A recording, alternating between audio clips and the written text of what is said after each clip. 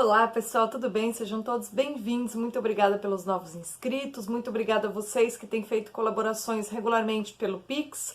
Muito obrigado aos novos membros do canal. Se vocês quiserem mais informações sobre como assinar a revista Esmeril, que eu fundei e dirijo, e se vocês quiserem também mais informações sobre o curso de filosofia que eu dou regularmente, toda segunda-feira, às 7h30 da noite, vocês encontram isso tudo aqui na descrição. Hoje o assunto é como é que a realidade vai parar nos livros. E por que é que eu resolvi fazer esse vídeo? Porque um monte de gente não entende muito bem como que os livros nos ajudam a ampliar a nossa percepção da realidade. E outras pessoas cometem o terrível equívoco de confundir fantasia com realidade, ou seja, desejo quanto ao que eles gostariam que o mundo fosse e o mundo tal como ele é, amparados pelos livros, justamente porque esse elemento da alma humana, transfigurar por meio da sua imaginação a noção de realidade que você quer transmitir para uma outra pessoa, também é um elemento fundamental da realidade. E é sobre isso que eu vou falar hoje. Me acompanha.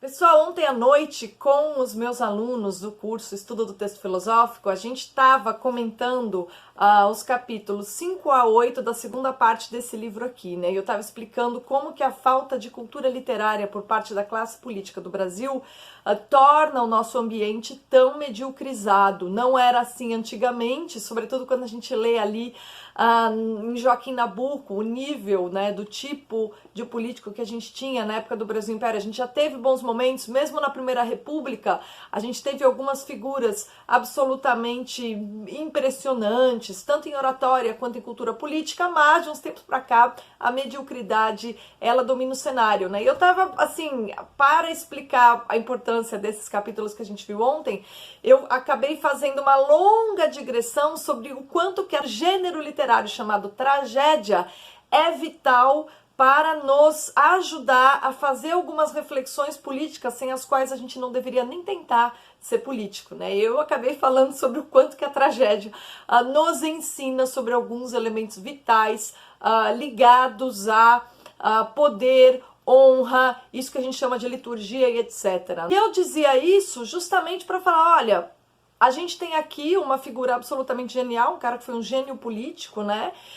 Que tá dizendo coisas que nós aprendemos, assim, ao ler, ao cultivar o gênero chamado tragédia, né? Esses elementos que ele tá aqui dando como pilares para você ter um estado que funcione, são coisas que a gente aprende lendo literatura. Da mesma maneira que a gente aprende infinitas coisas sobre a realidade por meio da literatura, na medida em que não é possível a gente viver 10 vidas, 20 vidas, 30 vidas, mas quando a gente tem uma atividade, quando a gente tem a prática da leitura e a gente procura, né, nos livros a ampliação do imaginário, de maneira que a gente consiga, num espaço, de 5 anos de leitura, ampliar a nossa maturidade por meio de reflexões sobre coisas que podem acontecer na realidade, né? Na literatura a gente tem o mundo do possível, e ali dentro desse mundo do possível a gente amplia, é como se a gente ampliasse a nossa gama de experiências, né? Por isso que eu fiz aqui a resenha semana passada do 1984. Se você não assistiu, volta lá. Qual que é a genialidade do 1984? É justamente a transformação para o registro poético, últimas consequências da experiência totalitária. Então, nesse sentido, uma pessoa que nunca teve a experiência totalitária, mas ela leu 1984, ela tem alguma ideia do que isso seja. E é nesse sentido que a literatura não é algo necessariamente apartado da realidade. Muitas vezes, muito pelo contrário, né? Ela abarca tudo aquilo que pode acontecer, tudo aquilo que realmente é verossímil, tudo aquilo que pode ter lugar algum dia. Por que pode ter lugar algum dia? Porque não contraria a estrutura do real, não contraria a natureza humana. Dessa maneira, se você segue as premissas de tudo aquilo que compõe a realidade e cria situações com base naquilo que é pilar fundamental da realidade, você acaba ampliando isso que a gente chama de realidade, né? Ainda que no plano da imaginação. E é por isso que eu defendia ontem que pessoas que estão na política e não têm cultura literária vão escorregar em casca de banana frequentemente, não vão entender qual que é o valor da reputação, não vão ser capazes de sacar as sutilezas todas que são necessárias para você ser um bom diplomata, ou seja, para você ser um cara que tenha educação política suficiente para não colocar tudo a perder, né? No Brasil, a gente vê o tempo todo as pessoas colocando tudo a perder, e quando a gente vai observar bem, fala, nossa, se o cara tivesse essa experiência literária, eu acho que ele pensaria 2 vezes antes de fazer isso. Portanto, quando eu indico livros para vocês, eu falo de obras vitais, eu dou esse meu curso de obras nucleares da cultura, isso não é um escapismo com relação à realidade, muito pelo contrário, é uma tentativa permanente de ampliar a minha possibilidade de amadurecimento sem precisar viver 10 vidas, né? Porque as experiências que a gente tem ao longo da vida, elas são insuficientes para a gente ter alguma noção da gama infinita de possibilidades que a realidade permite.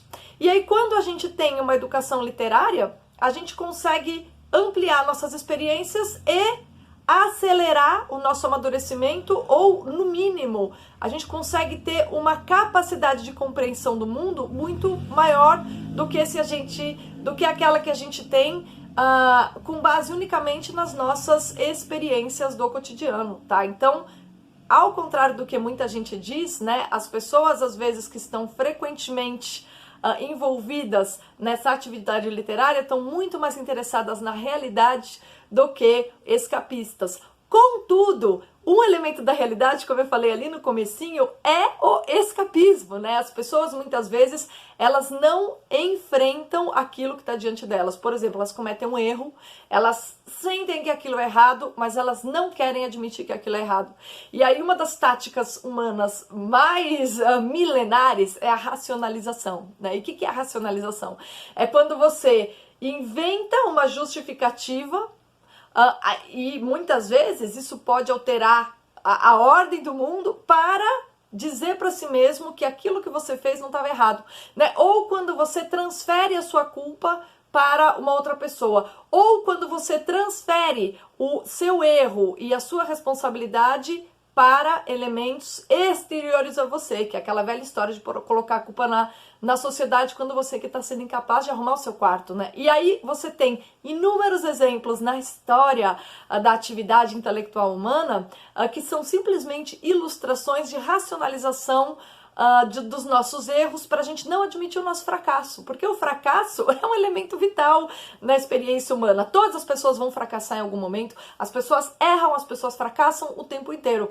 O que vai definir os graus de maturidade distintos de uma pessoa é se ela é capaz de lidar com o fracasso e continuar vivendo, se ela é capaz de lidar com o erro e continuar vivendo sem cair na tentação de dizer que aquilo não é um erro e para dizer e provar para o outro que aquilo não é um erro, alterar a ordem do real. Hoje de manhã eu comecei a leitura, né, de um livro que trata justamente disso. E eu vou compartilhar com vocês porque é interessantíssimo a gente observar como a literatura, ela a tal ponto abrange, né, o domínio do possível, que a gente encontra essa tática humana básica de racionalizar os nossos erros, transformando, né, criando teorias que façam com que a gente prove para nós mesmos. Não é que isso que eu fiz está errado, é que na verdade o mundo é assim, não é como vocês estão dizendo, o mundo na verdade é esse. E aí você tem pessoas que movem toda a sua inteligência simplesmente para provar esse ponto. E esse cara, né, o Michael Jones, ele escreveu Modernos Degenerados, e o subtítulo dessa obra é A Modernidade enquanto Racionalização da Perversão, para demonstrar como que diversos teóricos da modernidade simplesmente erigiram edifícios teóricos motivados pela necessidade de racionalizar o erro. O primeiro capítulo é inclusive uma teórica que é super conhecida, né, que é a Margaret Mead, que ela escreveu um livro chamado Amadurecendo na Samoa, né? E aí ela viaja ali para a Samoa e, supostamente, como antropóloga, ela descreve os hábitos daquela população, dizendo, olha, eles não ligam para adultério, olha, na verdade aqui o sexo é livre, olha, aqui tudo aquilo que a gente realmente tem como essência da moralidade na civilização ocidental, ela, por meio de uma descrição antropológica de uma sociedade particular, ela diz, olha, esses valores não estão aqui, portanto, esses valores não são universais, nós aqui estamos errados, qualificando-os como universais. E aí ela acaba desculpando uma série de vícios, né, que nós cometemos, dizendo, não é que são vícios, é que o fato de falar que é vício é que é uma teoria errada, né? A tal ponto a racionalização é um expediente expiatório para o ser humano que não quer admitir que ele erra, que ele é vicioso, que ele é um pecador e que ele fracassa, tá? Então, até esse elemento a gente encontra na forma de registro literário. Nem isso escapa aqueles que têm um compromisso com a verdade, né? Quando você tem um compromisso com a verdade e você frequenta a literatura, até quando você encontra todo esse tipo de fraude teórica, você fala, olha que interessante o fenômeno humano de você racionalizar o erro, inventando uma teoria para dizer que na verdade você não está errando, é o mundo que estava com umas ideias erradas sobre isso, quer dizer, todo mundo está errado, menos aqui a minha teoria, é a história do Rousseau, né, que ele escreve o Emílio e na verdade ele mandou os 5 filhos pro orfanato, né, então como é que um cara que envia os 5 filhos pro orfanato escreve um tratado mais importante sobre educação infantil? É um erro total, né, é um negócio absurdo, né, então assim, esse descolamento entre os compromissos morais e a teoria que se escreve, na verdade, acaba sendo entendido, compreendido pelo Michael Jones como projeção da racionalização do erro, né? Você não admite que aquilo que você fez é errado, você cria uma teoria para explicar por que é que você fez aquilo para se autoabsolver, né? Você simplesmente se livra da admissão do pecado, da admissão do erro, da admissão da responsabilidade por meio de uma teoria. É nesse sentido que tanto a literatura, né, quanto mesmo todas essas teorias que são frutos da perversão humana, elas são capazes de ampliar a nossa experiência da realidade, porque tudo que existe no mundo é realidade. Então isso que a gente chama de livros são registros de um elemento que está presente na realidade. E um dos elementos fundamentais da realidade é o ser humano erra. E milhões de livros que foram escritos são frutos justamente desta tendência universal, eterna, ao erro de cada ser humano. E até isso é interessante para as pessoas que estudam. O fato das pessoas recorrerem aos livros na sua busca pela verdade tem a ver justamente com esse compromisso em ampliar a experiência da realidade para conseguir olhar mais longe, ainda que no espaço curto de uma vida. Quem dera a gente pudesse viver 10, 100 vidas, a gente poderia fazer isso com base na experiência, mas nós não podemos. A realidade é tudo o que existe no mundo e os livros são simplesmente um espelho dela. Inclusive da distorção da realidade operada na imaginação das pessoas que buscam autoabsolvição. Então, se você for um bom leitor, nenhum tipo de obra vai te fazer mal. Agora, se você for alguém em busca de uma justificativa para o seu fracasso, também você vai encontrar milhões de aliados no universo da literatura. O que importa é o nosso compromisso quando a gente lê. Qual é o seu compromisso? Seu compromisso é com a verdade? Ele realmente é desinteressado? Se você não tem interesse nenhum no momento em que você estuda, no momento que você lê, no momento que você investiga, você sempre vai se aproximar da verdade por meio do estudo. Agora, se tudo que você quer é colocar sua cabeça no travesseiro tranquilo, tendo feito um monte de besteira ao longo da vida e tendo tido pensamentos completamente absurdos, a atividade literária vai ser simplesmente um momento de expressão da sua loucura. Mas também não tem problema, porque a expressão da loucura também é um fenômeno que nós que procuramos a verdade gostamos de analisar para entender melhor o ser humano. Bom, o vídeo de hoje era isso. Obrigada aí pela companhia e até a próxima.